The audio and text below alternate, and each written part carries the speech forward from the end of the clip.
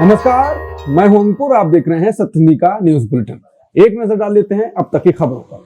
Shirtless प्रदर्शन पर youth Congress chief उदय Bhanu chip गिरफ्तार हुए। उदय भानु की मां बोली, बेटे पर गर्व है। बोली वो महात्मा गांधी के रास्ते पर और जरूरत पड़े तो भगत सिंह के रास्ते पर भी चल सकता है। राहुल बोले, मुझे युवा कांग्रेस के अपने बब्बर शेर साथियों पर गर्व है। खड़गे बोले, कांग्रेस डरने वाली नहीं है, मोदी साहब खुद डरपोक हैं।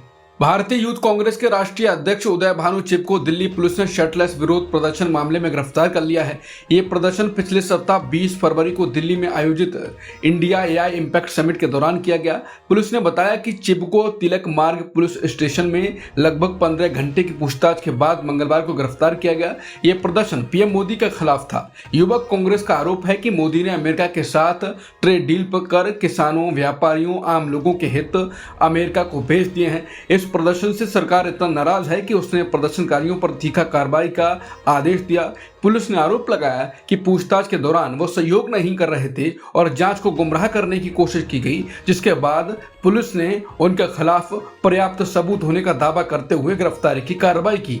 भारतीय यूथ कांग्रेस के राष्ट्रीय अध्यक्ष उदय भानु चिप की गिरफ्तारी के बाद उनकी मां का भावुक बयान सामने आया। उन्होंने कहा कि मुझे अपने बेटे पर गर्व है। उसने कहा था कि वो गांधी के रास्ते पर भी चलना जानता है और जरूरत पड़े तो भगत सिंह के रास्ते पर भी चल सकता है। इंडियन यूथ कांग्रेस ने इस बयान का वीडियो साझा करते हुए कहा, ये शब्द एक मां के हैं जिसका बेटा अपने निजी फायदे के लिए नहीं बल्कि देश के लिए आवाज उठाने पर गिरफ्तार हुआ है। यूथ कांग्रेस का कहना है कि ये गिरफ्तारी लोकतांत्रिक विरोध को दबाने की कोशिश है, लेकिन वो पीछे हटने वाले नहीं है।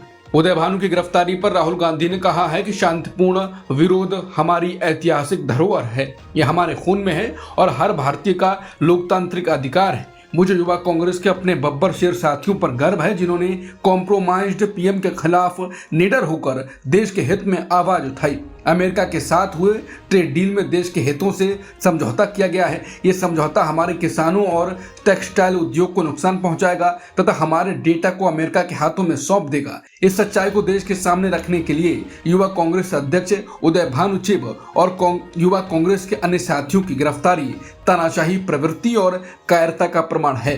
कांग्रेस पार्टी और मैं अपने बब्बर शेर साथियों के साथ मजबूती से खड़ा हूं। सत्ता को सच का आईना दिखाना अपराध नहीं, देशभक्ति है। डरो मत, सच और संविधान हमारे साथ है।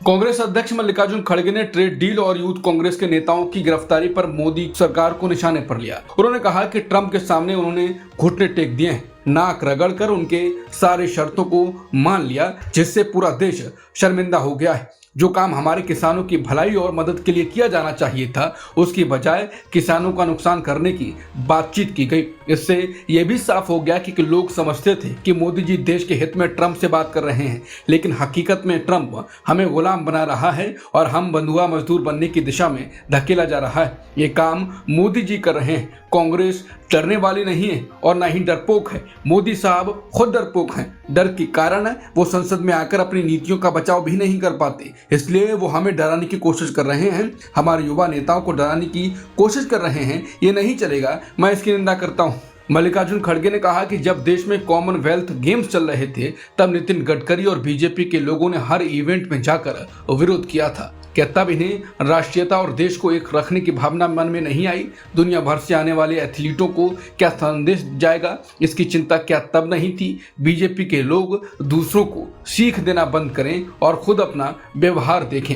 इन्हें आईने में अपना चेहरा देखना चाहिए। इनकी क्या करतूतें रही हैं वो सबको पता है। ये लोग दूसरों को सीख देना बंद करें। मेरा मानना है कि यूथ कांग्रेस के सदस्यों का परेशान करने के बजाय उन्हें छोड़ देना चाहिए।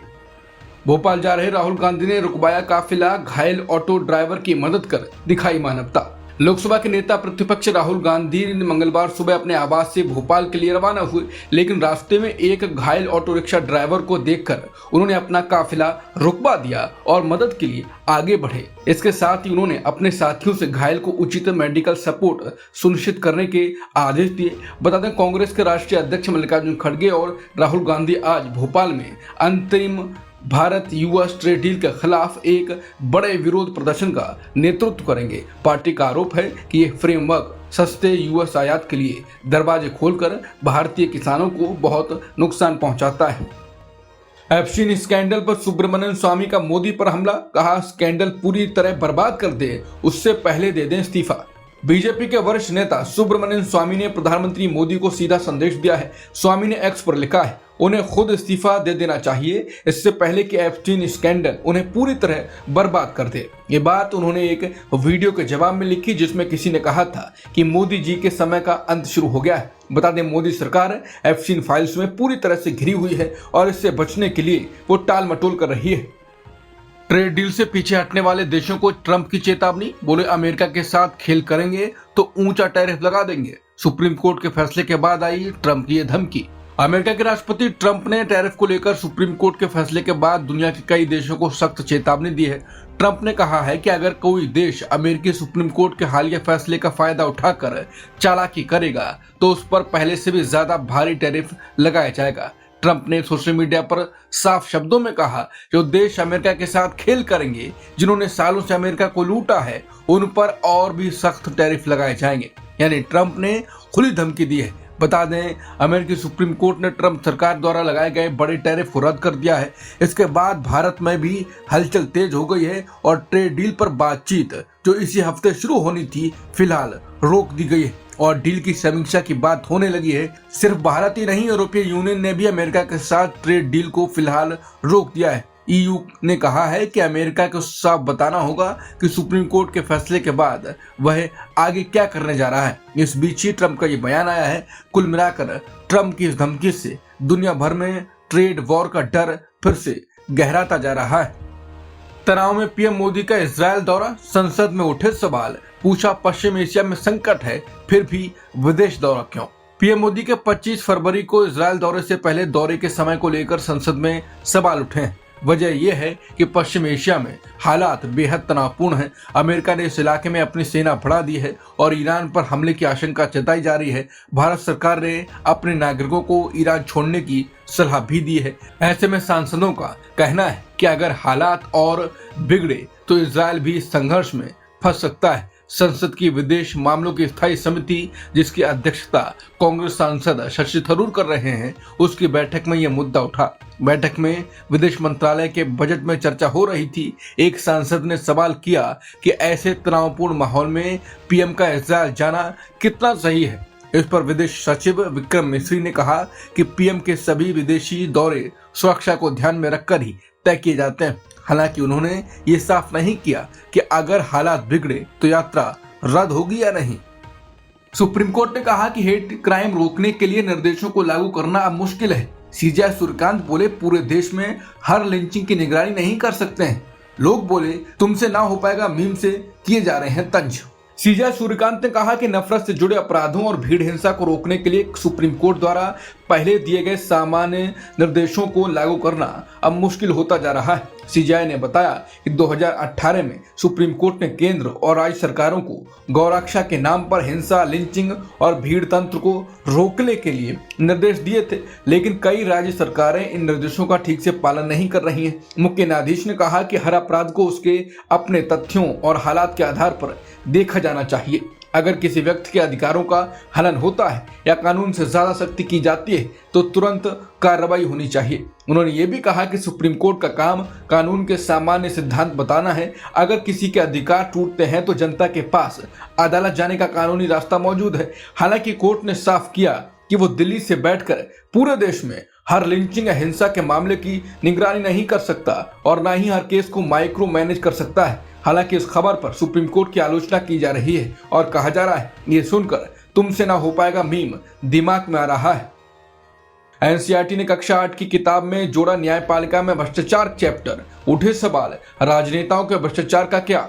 एनसीईआरटी ने कक्षा 8 की नई सोशल मीडिया साइंस की किताब में न्यायपालिका की भूमिका समझाने के साथ साथ एक नया हिस्सा भी जोड़ा है, जिसमें न्यायपालिका में भ्रष्टाचार और अदालतों में लंबित मामलों जैसी चुनौतियों का जिक्र किया गया है। इस खबर पर वरिष्ठ वकील कपिल सिब्बल ने कहा है कि न्यायपालिका में भ्रष्टाचार पर एक हिस्सा शामिल किया गया है, लेकिन सवाल यह है कि बड़े स्तर पर होने वाले भ्रष्टाचार का क्या, जैसे राजनेताओं का भ्रष्टाचार जिनमें मंत्री भी शामिल हैं, सरकारी अधिकारियों का भ्रष्टाचार, जांच एजेंसियों में भ्रष्टाचार, और सरकारें इन मामलों को दबा क्यों देती हैं, इन पर खुलकर कार्रवाई क्यों नहीं करती हैं। मोहम्मद दीपक से मिले कई बड़े नेता, नफरत के दौर में भाईचारे का संदेश। राहुल गांधी के मिलने के बाद मोहम्मद दीपक से देश के कई नेता मिले हैं। आप सांसद संजय सिंह ने भी मुलाकात की और कहा कि देश में जब नफरत का अंधेरा छाया हुआ है, ऐसे में दीपक कुमार ने भाईचारे का जो दीपक जलाया है उसको बचाने की जिम्मेदारी हम सब की है। आइए मिलकर दीपक के साथ खड़े हों। इसके अलावा कांग्रेस नेता इमरान प्रतापगढ़ी ने भी मुलाकात की। मोहम्मद दीपक इमरान प्रतापगढ़ी की इफ्तार पार्टी में दिखाई दिए। शंकराचार्य केस में नया मोड़ और झूठे केस का आरोप, आर्थिक लालच देकर केस कराने का दावा, प्रेस कॉन्फ्रेंस में व्यक्ति का बड़ा खुलासा। शंकराचार्य अभिमुक्तेश्वरानंद सरस्वती के खिलाफ यौन उत्पीड़न के मामले में राजनीति थमने का नाम नहीं ले रही है। अब एक व्यक्ति ने आशुतोष ब्रह्मचारी पर झूठा केस दर्ज कराने का आरोप लगाया है। शंकराचार्य के अभिमुक्तेश्वरानंद की प्रेस कॉन्फ्रेंस में हरदोई के रमाशंकर दीक्षित पहुंचे। वो फिलहाल शाहजहांपुर में रहते हैं। उनकी 3 बेटियां हैं। उनका आरोप है कि आशुतोष ब्रह्मचारी ने इन्हें लालच दिया कि ये बच्चियों की तरफ से अभिमुक्तेश्वरानंद पर यौन उत्पीड़न लगवा दें, लेकिन ये आरोप लगवाने को तैयार नहीं हुए। रमाशंकर ने बताया कि आशुतोष ब्रह्मचारी ने कहा कि हम तुम्हारा आर्थिक सहयोग करेंगे। रमाशंकर ने ये जानकारी शंकराचार्य और पत्रकारों के सामने दी और इस बात को सादे पन्ने पर लिखकर और अपना हस्ताक्षर करके शंकराचार्य को सौंप दिया। ईरान पर हमले की चेतावनी पर ट्रंप भड़के, मीडिया रिपोर्ट्स की खारिज। ट्रंप बोले युद्ध आसान है। अमेरिका के राष्ट्रपति डोनाल्ड ट्रंप ने ईरान पर हमले को लेकर आई मीडिया रिपोर्ट्स पर नाराजगी जताई। इन रिपोर्ट्स में कहा गया था कि अमेरिकी सेना के शीर्ष अधिकारी डैन केन ने ट्रंप को ईरान पर हमला करने के खतरों को लेकर चेतावनी दी है। मीडिया रिपोर्ट्स के मुताबिक जनरल डैन केन ने कहा कि ईरान पर हमला करने से अमेरिका लंबे युद्ध में फंस सकता है और इससे अमेरिकी सैनिकों की जान जाने का खतरा भी हो सकता है। लेकिन ट्रंप ने इन दावों को खारिज करते हुए सोशल मीडिया पर जवाब दिया और कहा कि जनरल केन का मानना है कि अगर ईरान से युद्ध होता है तो उसे आसानी से जीता जा सकता है। एफसिन केस में पूर्व ब्रिटिश राजदूत गिरफ्तार, पीटर मेंडेलसन पर शिकंजा, लंदन पुलिस की कार्रवाई। लंदन पुलिस ने सोमवार को ब्रिटेन के पूर्व राजदूत पीटर मेंडेलसन को गिरफ्तार कर लिया है। ये कार्रवाई जेफरी एफसिन से जुड़े मामले की जांच के तहत की गई है। पीटर मेंडेलसन कभी ब्रिटेन की राजनीति के बेहद ताकतवर नेता रहे हैं और वो अमेरिका में ब्रिटेन के राजदूत भी रह चुके हैं। उनकी गिरफ्तारी ऐसे समय हुई है जब कुछ दिन पहले ही ब्रिटेन के पूर्व राजकुमार एंड्रयू को भी इसी मामले में हिरासत में लिया गया था। लंदन की मेट्रोपॉलिटन पुलिस ने बताया कि 72 वर्षीय एक व्यक्ति को सरकारी पद पर रहते हुए गलत आचरण के शक में गिरफ्तार किया गया है। हालांकि पुलिस ने बयान में नाम नहीं लिया, लेकिन ये साफ हो गया ये गिरफ्तारी पीटर मेंडेलसन की ही है।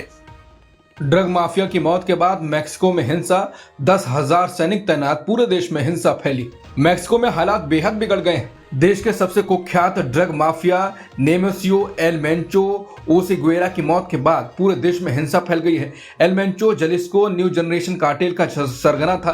अमेरिका ने उस पर $15 मिलियन यानी करीब 125 करोड़ रुपए का इनाम घोषित कर रखा था। उसकी मौत की खबर फैलते ही कार्टेल के गुंडों ने बवाल मचा दिया। 20 राज्यों में सड़क बंद कर दी गई, गाड़ियां, दुकानों और इमारतों में आग लगा दी गई।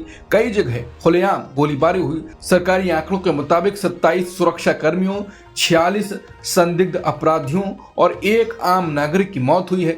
इसी हिंसा के दौरान जलिस्को की एक जेल पर हमला हुआ, जहां भारी गोलीबारी के बीच 23 कैदी फरार हो गए। कुल मिलाकर ड्रग माफिया की मौत के बाद मैक्सिको में हालात बेकाबू हो गए हैं और सरकार को सेना के सहारे स्थिति संभालनी पड़ रही है। अब तक की खबरों में इतना ही। बाकी खबरों के लिए बने रहिए सत्य हिंदी के साथ।